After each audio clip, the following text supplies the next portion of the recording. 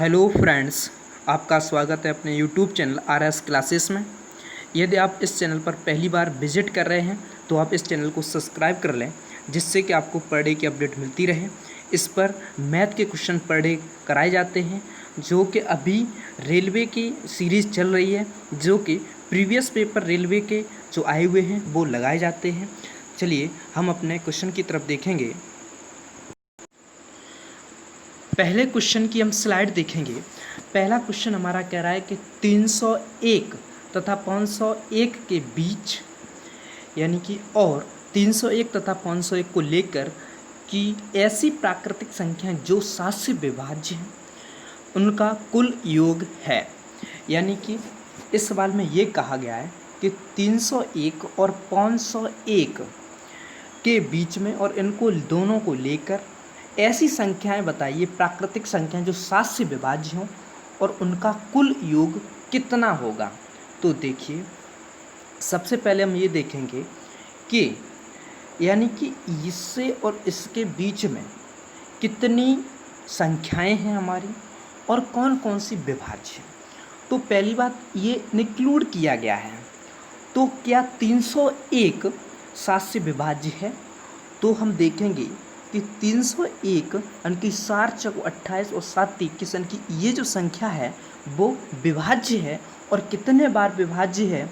तो 7 चौको 28 और 7 3 21, 43 बार इसका डिविजिबल हो रहा है। अब देखेंगे क्या 501 क्या 501 7 से विभाज्य है? 7 49 और 1 बचा 11, ये डिविजिबल भाई साहब नहीं है। तो इसके पीछे की तरफ आएंगे तो कौन सी विभाज्य होगी? तो 7 और 7 एकन 7, यानी कि 7 7 एकन 7, यानी कि 497 एक ऐसी संख्या होगी जो कि 7 से डिविजिबल होगी। अब इसमें किसका भाग जाएगा, कितनी बार जाएगा? तो 7 और 7 एकन 7, यानी कि 71 बार जाएगा। हमने ये इसलिए देखा क्योंकि हमें ये भी पता करना है कि हमारा 301 और 501 के बीच में कितनी ऐसी संख्याएं हैं जो कि 7 से डिविजिबल हैं। तो अब हम यहीं से पता लगा लेंगे, क्योंकि अब यहाँ से 71 था और ये कितना है? 43 है। तो हम क्या करेंगे, यानी कि 71 में से 43 घटा देंगे। ये हम क्या करेंगे? घटा देंगे। लेकिन ये देखिए यहाँ पे क्या है, यहाँ पर 43 ऐसी संख्याएं हैं और जिसमें 301 भी है, ठीक है। तो यहाँ पे 42 ही रह जाएगा, यहाँ पे भैया 42 आपका रह जाएगा, क्योंकि नीचे वाली जो संख्याएं हैं वो कितनी, देखो एक यानी कि 7 से लेकर के 497 तक जो 7 से डिविजिबल संख्याएं हैं वो कितनी है? 71 है। और 300 और 7 से लेकर के 301 तक जो डिविजिबल संख्याएं हैं 7 से, वो कितनी है? 43 है। लेकिन हमारा 301 भी इसमें इंक्लूड है, तो हमारी 42 ही रही। तो 42 हम 71 से घटाएंगे तो हमारा 9 बचेगा, और 9 आपका बचेगा, और यहाँ पे यानी कि कितना? 2 बचेगा। यानी कि 29 ऐसी संख्याएं हमारी हैं जो 301 और 501 के बीच में हैं, जो कि 7 से डिविजिबल हैं। ठीक है, ये बात पता चली। अब हम देखेंगे और देखिए, सबसे पहली बात है कि 301 संख्या डिविजिबल है और 497 ये भी आपकी डिविजिबल हुई, और दोनों के बीच जो संख्याएं हैं वो कितनी है? 29 है। तो हम फॉर्मूला वही लगाएंगे, या तो एवरेज से आप निकाल लो। एवरेज आप निकालेंगे तो पहला पद और अंतिम पद हम ऐड करेंगे, तो आपका रहेगा 3 प्लस 301 प्लस 497 भाग 2, और जितनी संख्या है उसका मल्टीपल, यही तो हमारा होता है। तो हम इससे हम कर देंगे। तो 7 और 1 आपका रहेगा 8, यानी कि 8 और 9 आपका रहेगा 4 और 3 7 रहेगा बाई 2, और मल्टीपल 29, ये आपका रहा। उसके बाद इससे हम ये काटेंगे तो आपका रहेगा यानी कि 3 दूनी 6 और 9 दूनी 18, 9 दूनी 18 मल्टीपल 29। इसका मल्टीपल हम इसमें करेंगे तो भाई हम कर लें, 29 का मल्टीपल इसमें कर लें, 30 का मल्टीपल कर लें, उसमें से ये घटा दें। देखो मल्टीपल बिल्कुल सिंपल है, 30 का मल्टीपल आप कर लो तो आपका रहेगा यानी कि 9 3 27, 9 3 27 28 29 और 3 3 9 1 10, 29 3 3 9 1 10 से 11, यहाँ पे 11 रहेगा। ठीक है, उसमें से हम 399 घटा दें तो आपका 1 यहाँ पे आपका रहेगा 1 और आपका रहेगा यहाँ पे 16 हुए 7 और यहाँ पे आपका रहेगा कितना बचा, 8 बचा, तो आपका 5 रहेगा और 11,571 हमारी इन संख्याओं का योग रहा है जो कि उससे डिविजिबल हैं। तो हम देखेंगे ऑप्शन अपना, तो ऑप्शन नंबर हमारा डी इज राइट आंसर आपका रहेगा 11,571 उन संख्याओं का योग है। हम अपने अगले क्वेश्चन की तरफ बढ़ेंगे।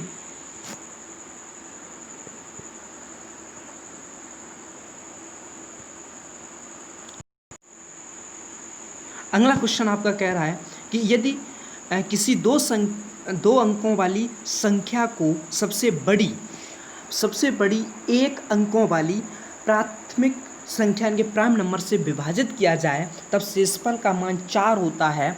यदि उस संख्या के दोनों अंकों का अंतर 4 है तो वह संख्या क्या है। हम ये ऑप्शन से करेंगे, दोनों संख्याओं के अंकों का अंतर 4 है भैया। सबसे पहले हम अंतर देखेंगे, अंतर कितना 4 होना चाहिए। इसमें अंतर 4 है, ये सही है।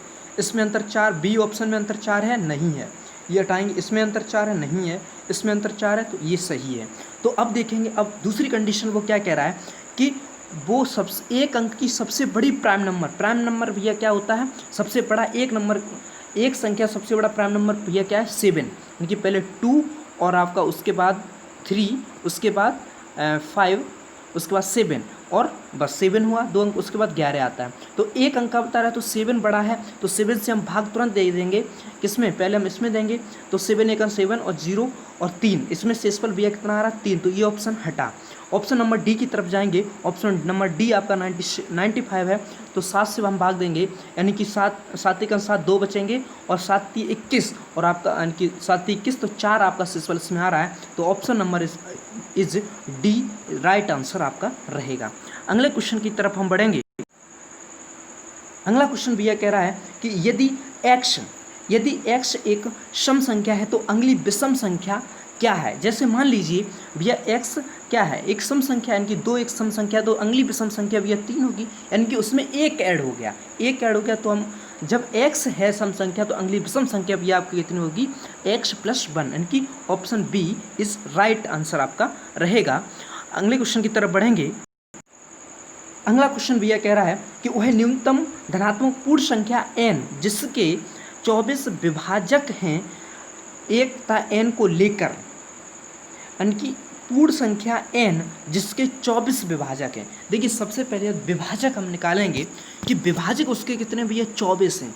हम वो संख्या इसमें निकालनी है हमें कि जिसके विभाजक भैया कितने हैं 24 हैं। तो हम देखिए विभाजक क्या होता है, देखो इसके हम जैसे विभाजक निकालें तो उनकी वह संख्या किस किस संख्या से डिविजिबल है, इस तरीके से हम निकालेंगे। तो हमें देखो इसे क्या करना पड़ेगा, इस क्वेश्चन को ऑप्शन से ही सॉल्व करना पड़ेगा। इस क्वेश्चन को आप ऑप्शन से सॉल्व करेंगे तो आप इसे कर सकते हैं कैसे, जैसे हमने कोई क्वेश्चन उठा लिया, जैसे हम क्या करेंगे, ये हमने ऑप्शन उठा लिया ऑप्शन फर्स्ट हमने जैसे उठा लिया तो हम ये देखें ये किस किस से डिविजिबल है। तो पहली बात तो आपका फर्स्ट डिविजिबल रहेगा 2 से रहेगा, यानी कि 3 से क्या रहेगा 3 से भी रहेगा, और आपका 5 से भी रहेगा, 6 से रहेगा, और आपका 7 से भी रहेगा, और 8 से रहेगा, 8 से क्या रहेगा 8 से भी रहेगा, और आपका 9 से क्या रहेगा। जब 3 से भी है तो 9 से हो सकता है क्या, नहीं ज़रूरी नहीं है 9 से ये डिविजिबल नहीं होगा, 11 से डिविजिबल नहीं होगा, क्योंकि 10 से डिविजिबल होगा, 11 12 इस तरीके से हम ये निकालते चले जाएंगे और अंत तक निकालेंगे। तब आपका ये अगर जिसमें 24 तो ये इसमें तो शायद 24 से ज़्यादा आ जाएंगे, इसमें 24 से ज़्यादा रहेंगे, इस तरीके से हम ये निकालते रहेंगे। तो आप इस क्वेश्चन को आप निकालें और आप कमेंट सेक्शन में लिखें कि कौन सा ऐसी संख्या होगी जो कि जिसके विभाजक 24 होंगे, 24 विभाजक हैं। आप इसे निकालें और कमेंट सेक्शन में इसका आंसर दें। हम अपने अगले क्वेश्चन की तरफ बढ़ेंगे। अगला क्वेश्चन भी हमारा कह रहा है कि 56 और 84 दोनों का दूसरा सबसे बड़ा गुणनखंड कौन सा है। देखिए 56 और 84, सबसे पहली बात आपका क्या है, दो आपकी हैं यानी कि 56 है और आपका हो जाए 84 है, यानी कि सबसे बड़ा दूसरा की बात कर रहा है। सबसे पहले बड़े की बात करेंगे तो किस किस से कटेगा, ये 7 से कटेगा, 7 8 56, और ये किससे 7 से कटेगा, 7 से भी कटेगा, ये भी 7 से कटेगा, 14 से कटेगा, 14 से भी ये कटेगा, और 84 14 से भी ये कटेगा। उसके बाद देखेंगे ये 28 से भी कटेगा, 28 दूनी 56 होते हैं और 28 ये 84 होता है, तो 28 से भी कटेगा। और देखिए और कोई संख्या आपकी ये नहीं रहेगी जो कि आप ये दोनों कटें। तो इसमें कह रहा है कि सबसे बड़ा गुणनखंड यानी कि सबसे बड़ा दूसरा जो आपका, सबसे बड़ा तो ये है पहला, सबसे बड़ा दूसरा जो आपका है वो कितना है, 14, यानी कि 14 आपका रहेगा। Option B is right answer आपका रहेगा। देखिए इस तरीके से आपका ये है, यानी कि नंबर सिस्टम के यानी कि 80% जो क्वेश्चन हैं वो केवल ऑप्शन से सॉल्व होते हैं। 80% क्वेश्चन नंबर सिस्टम के ऑप्शन से सॉल्व होते हैं। हम अपने अगले क्वेश्चन की तरफ बढ़ेंगे। अगले क्वेश्चन पर बढ़ने से पहले हम आपको बताएंगे, यदि आपको वीडियो पसंद आ रही है तो इस वीडियो को आप लाइक करना और शेयर करना ना भूलें, जिससे कि हमें भी अपने आप को कुछ महसूस हो, गर्व महसूस हो कि हम किसी को पढ़ा रहे हैं जो कि किसी व्यक्ति को समझ में आ रहा है। और इसको चैनल को सब्सक्राइब करना भी ना भूलें, जिससे कि आपको पर डे अपडेट मिलती रहे। आप अभी इस चैनल को सब्सक्राइब कर दें और बेल आइकन दबा दें, जिससे कि मैं पर डे जो अपडेट डालता हूँ वो आपको पता चले। हम अपने अगले क्वेश्चन की तरफ बढ़ेंगे। अगला क्वेश्चन भैया कह रहा है, अगला क्वेश्चन कह रहा है निम्नलिखित में से कौन सी संख्या है जिसके गुणनखंडों की संख्या सम संख्या होगी। तो सबसे पहली बात देखेंगे कि गुणनखंडों की संख्या सम संख्या होगी, ये हमें देखना। तो देखिए हम ये ऑप्शन से ही उठाएंगे, हम ऐसा नहीं कर सकते कि इसमें कोई जादू लगा दें कि हम वो कर लेंगे, ये हम ऑप्शन से ही करना पड़ेगा। जैसे हम फर्स्ट ऑप्शन उठाएंगे तो फर्स्ट ऑप्शन आपका रहेगा यानी कि गुणनखंडों की संख्या में निकालनी है, और वो निकालनी है कि सम है, किसकी सम है, इस तरीके से देखेंगे। तो पहला ऑप्शन हम उठाएंगे, पहला ऑप्शन भैया देखेंगे यानी कि 16900 है। तो इससे हम देखेंगे तो 16900 आपका है, ठीक है। तो इसका देखो ये 13 का वर्ग है और ये 10 का वर्ग है, यानी कि 13 का और 10 हो गया, ये 10 का वर्ग हुआ, ठीक। इसका फिर फैक्टर हो जाएंगे क्योंकि मिनिमम फैक्टर हमें करना है। तो आपका इसका हो जाएगा 13 का वर्ग मल्टीपल ये 2 और 5 में फैक्टर होगा 2 का वर्ग मल्टीपल 5 का वर्ग, इस तरीके से हम करेंगे। अब गुणनखंडों की संख्या निकालेंगे तो उसका फॉर्मूला क्या होता है, जो घात है उसमें एक एक ऐड कर दो, इसमें एक एक ऐड करेंगे 3 मल्टीपल 3, यानी कि 2 2 2 ऊपर है तो एक एक ऐड करेंगे तो 3 3 3 आपका रहेगा, तो 3 3 9 27, यानी कि ऑप्शन आपका 27। और 27 क्या है, एक विषम संख्या है यानी कि ऑड नंबर है, तो ये ऑप्शन तो रहा ही नहीं। तो हम अगले ऑप्शन की तरफ बढ़ेंगे। अगला ऑप्शन आपका है 36000 की तरफ बढ़ेंगे। तो इससे हम देखेंगे ये क्या कह रहा है। तो देखिए 3 6 और 000 ये आपका रहा, ठीक है। तो ये तो छकनक 36 हो रहा है, ठीक, ये छकनक 36 हो रहा है, और ये 10 का छकनक 36 6 का वर्ग हो रहा है, और ये क्या हो रहा है 10 का क्या हो रहा है, क्यूब हो रहा है, 10 का क्यूब हो रहा है।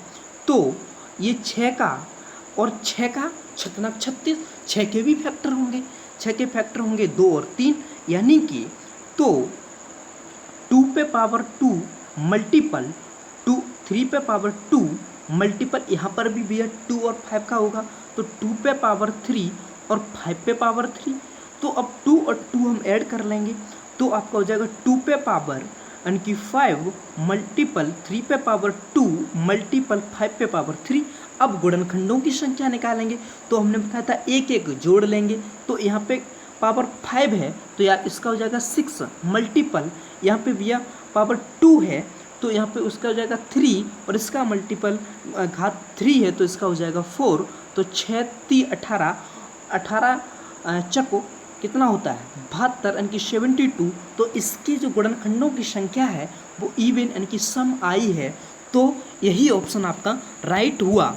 तो हम देखेंगे तो हम और आगे न बढ़ के तो हम ऑप्शन जो 2 है यानी कि बी 36,000 यही आपका राइट आंसर रहेगा। अगले क्वेश्चन की तरफ बढ़ेंगे। अगला क्वेश्चन आपका कह रहा है कि निम्नलिखित में से किस संख्या के गुणनखंडों की संख्या यानी कि विषम होगी। तो देखिए अब उसी तरीके से जैसे हमने वो कराया है उसी तरीके से हम इसे करेंगे कि इसकी विषम होगी, इसमें गुणनखंडों की संख्या विषम होगी। तो हम ये ऑप्शन से ही कर सकते हैं। तो हम ये आपका होमवर्क दे रहे हैं, आप इसे लगाएं और जो सा आंसर आए आप कमेंट में दें, हम रिप्लाई आपको ज़रूर देंगे। आप कमेंट सेक्शन में इसका आंसर बताएंगे, ये भी आपका होमवर्क रहा है। हम अगले क्वेश्चन की तरफ बढ़ेंगे। अगला क्वेश्चन आपका कह रहा है कि यदि पार्किंग में प्रति 3 सेकंड में एक कार प्रवेश करती है तथा प्रत्येक 7 सेकंड में एक कार निकलती है, पार्किंग लॉट में भरने की दर प्रति कार कितने सेकंड यानी कि प्रति कार बताया है। तो देखिए इसमें हम क्या करेंगे, या तो हम प्रति कार सेकंड बताया है, ठीक है, तो हम क्या करेंगे इसमें हम अपना समय इक्वल कर लें, ठीक है। तो देखिए 3 सेकंड है और ये 7 सेकंड है, यदि हम दोनों को रेशियो निकालेंगे तो 21 कर लें। तो देखिए उसमें क्या हो रहा है, पहली कंडीशन आपकी है कि 21 सेकंड में कितनी कार जाएंगे प्रवेश करेंगी 7, ठीक है। दूसरी में देखेंगे 7 सेकंड है तो इसमें 3 का मल्टीपल करना पड़ेगा, तो 21 सेकंड में यानी कि 3 कार वापस निकल रही हैं।